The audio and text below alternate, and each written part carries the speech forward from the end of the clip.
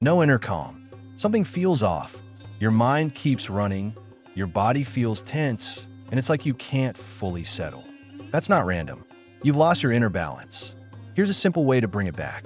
This is the Mandala Mudra, a hand gesture used in ancient practices to restore balance and inner stability. The word mandala means a circle, a symbol of wholeness, order, and harmony. When your mind is scattered, that inner circle feels broken. When you return to your center, everything starts to align again.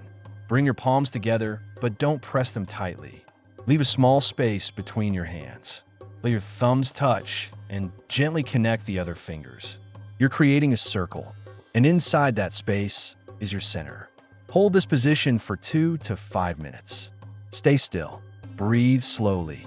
No effort, no force. Just hold the shape and let your state settle. You may start to feel it, your mind getting quieter, your body relaxing, your focus coming back. Sometimes you don't need something complicated. Sometimes you just need to reconnect with yourself.